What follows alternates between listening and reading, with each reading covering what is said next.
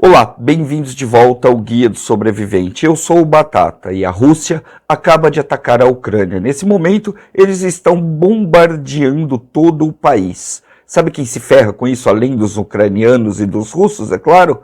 Você, eu, todo mundo. Esse é o Cheque Mate, um quadro aqui do Guia do Sobrevivente que discute aquelas verdadeiras sinucas de bico, onde nós simplesmente recebemos os efeitos colaterais de várias ações que acontecem no planeta, sem poder fazer muita coisa para não sofrer tanto.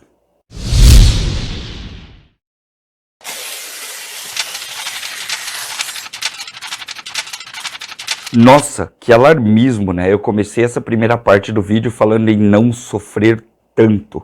Típico de youtuber que quer ganhar uns pontinhos com a galera. Afinal de contas, essa treta tá acontecendo lá do outro lado do mundo. O que é que eu tenho a ver com isso? Como é que isso simplesmente interfere na minha vida?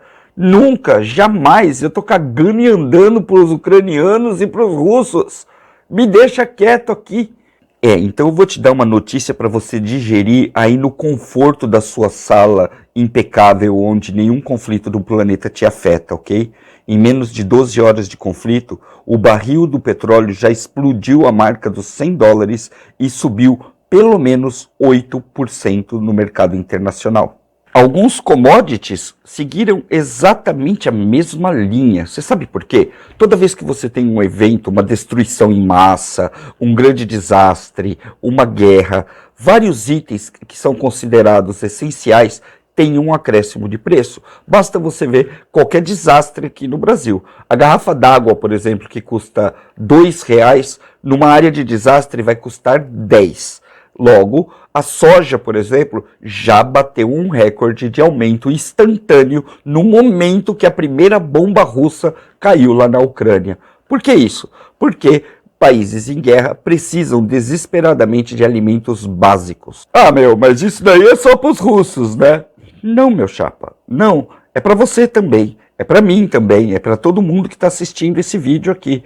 A hora que um país começa uma guerra é a hora de vender produtos mais caros para ele. Logo, o preço sobe e você também vai pagar esse preço. Você vai pagar esse preço nos alimentos superprocessados do mercado, você vai pagar esse preço nos fretes de tudo que é vendido no Brasil, porque o combustível interfere em tudo.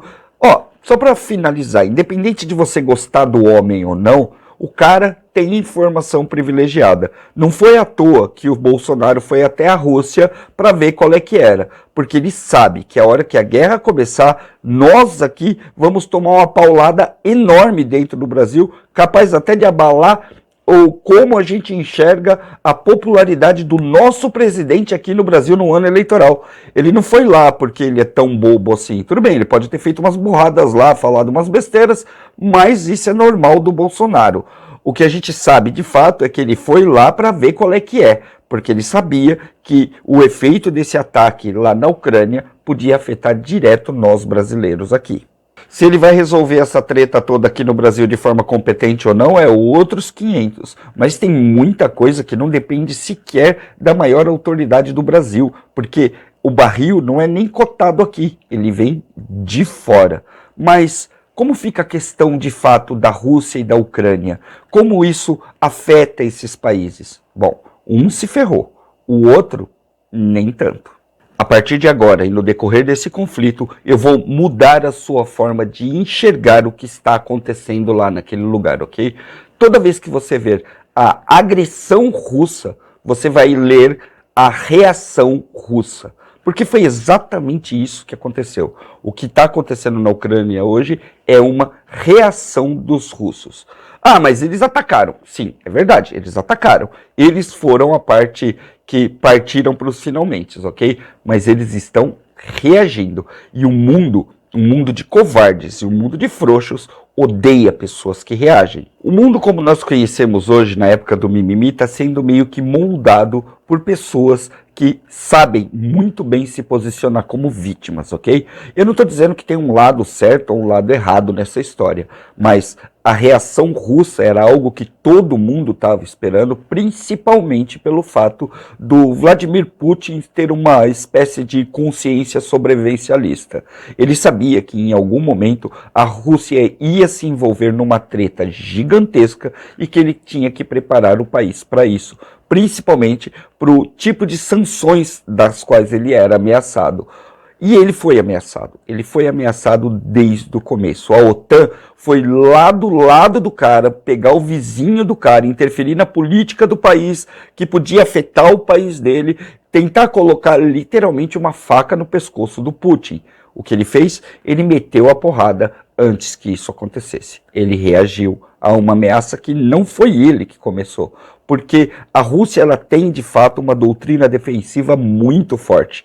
Eles, literalmente, se blindam de verdade dentro do quintal deles. E eles deixam isso muito claro. Sempre é claro que uma ameaça acontece, eles vão literalmente expandir os muros deles e continuar essa doutrina de defesa. Eles estão travados lá dentro e eles vão jogar a defesa deles para cima de outros países. Já que eles são tão inexpugnáveis assim dentro do seu próprio território, eles vão fazer tudo o seu território deles. É mais ou menos assim que esses caras pensam. Ah, mas vai ter sanções contra a Rússia. Tipo o quê? Vão cancelar a internet da Rússia? Não vão. A Rússia criou a própria internet. Vão cancelar o petróleo da Rússia? Muito menos. Eles têm os próprios combustíveis. Ah, então, sei lá, eles vão detonar o país, a parte que cuida de alimentos? Não também. A Rússia se preparou pra caramba para situações como essa, porque eles sabiam que uma hora ou outra eles podiam tomar um checkmate da OTAN. A OTAN, por sua vez, está lá do outro lado do mundo, os Estados Unidos, os países da Europa e tudo mais. Então vamos ficar cutucando o cara. Vamos ficar cutucando o cara até a gente conseguir cercar ele de verdade. Ele não deixou. Basicamente foi isso que aconteceu. Então, como eu disse lá no começo, alguém vai se ferrar bastante. E esse alguém é a Ucrânia, que foi nada mais, nada menos que massa de manobra de outros países do Ocidente. Ocidente esse que conta também com a Europa. E a Europa, só para você saber, se não fosse a União Europeia, já tinha se matado há muito tempo. Isso mesmo. Não pense que tem vítima de um lado e agressor de outro, porque não tem. Porque se não fosse uma série de ações aí, como da União Europeia, por exemplo, nem existia mais Europa. Eu acho que eles já tinham se destruído há muito e muito tempo e todo mundo sabe disso. Realmente, minha opinião, se o Putin está certo ou errado, não vai interferir em absolutamente nada, nem no conflito, nem na opinião de vocês sobre o que está acontecendo. Mas o fato é, a Rússia reagiu. A Rússia não foi o primeiro a agredir, ele simplesmente teve uma reação mais pública e mais destrutiva. Isso é bem comum de acontecer e numa terra feita de pessoas covardes que geralmente não reagem a ameaças, isso soa como se fosse uma agressão de outro planeta. Não foi, foi só uma reação, como todos nós deveríamos reagir. Todos nós, sobrevivencialistas, tínhamos também que estar preparados como os russos para um cenário como esse. Um cenário onde a gente sabe que vai dar uma nhaca danada. É só a Rússia? Não. Bastava só a China soltar uma bombinha em Taiwan que você ia ver o cenário global virar um monte de merda, um monte de perigos e a economia global ir barranco abaixo. E quando a economia global vai barranco abaixo, você vai barranco abaixo junto com ela, porque tudo que você precisa para sobreviver aqui no nosso país, livre de bombas, de russos, de chineses e tudo mais, está ameaçado por conta desse cenário de guerra, porque a gente, infelizmente, ainda precisa de muita coisa lá de fora, e nós não somos um país preparado. Mesmo nos comentários desse vídeo, você vai ver muita gente, mas muita gente mesmo dizendo que tanto faz para nós que o Brasil é o país do carnaval, que nós devemos ser felizes e não devemos sequer nos preocupar com o que está acontecendo lá do outro lado do mundo. Isso vai acontecer, assim como os preços do mercado, dos combustíveis e de tudo mais, vai aumentar até a estratosfera. Será que o brasileiro também é um sobrevivencialista de menos recursos, já formado, com mente formada para suportar todo tipo de nhaca que pode vir de todos os lados?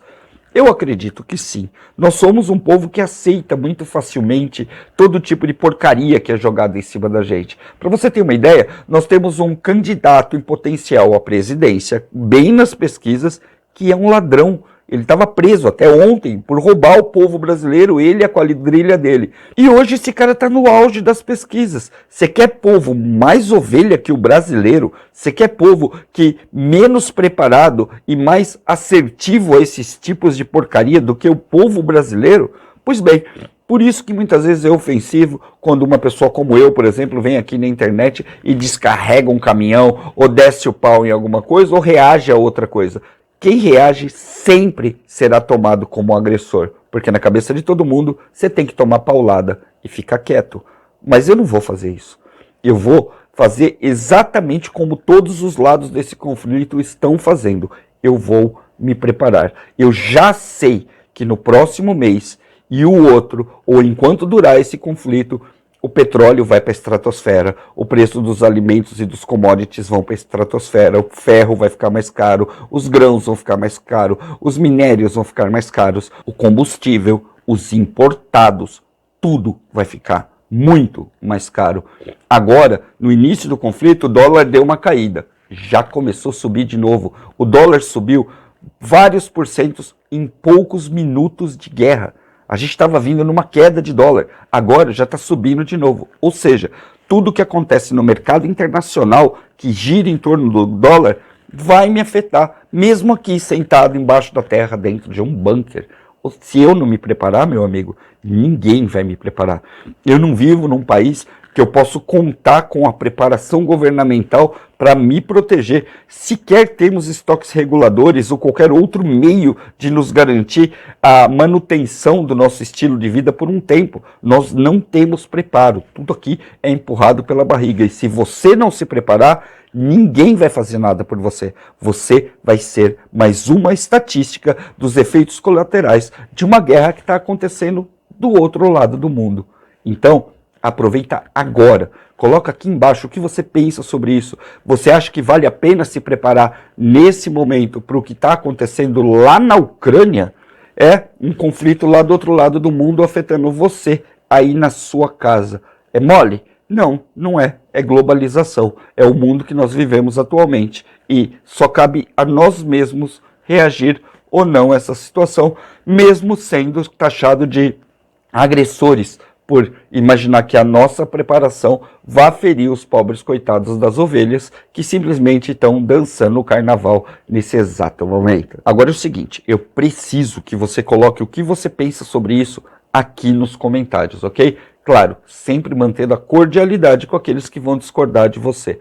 Eu quero também que, se você não for inscrito nesse canal e você teve acesso a esse vídeo, que você se inscreva no canal, me dê um voto de confiança e tente ver um pouco do que a gente tenta mostrar para vocês em termos de preparação e de segurança familiar, porque ações como essa demandam que você comece a meter a mão na massa e tenha pelo menos alguns recursos para manter a sua família mais segura. Então, se inscreve aqui no canal, me dá essa chance de provar para você que o sobrevivencialismo é um caminho viável para você manter a sua família segura, tá? Bota o dedinho aí, se inscreve, ativa os sininhos para obter as notificações e eu espero realmente que você seja o menos afetado possível por essa situação, embora eu saiba que é uma sinuca de bico e que poucos de nós vamos conseguir literalmente passar ilesos pelo que está acontecendo na Ucrânia. Valeu? Dedo no like, a gente se vê no próximo. Até mais.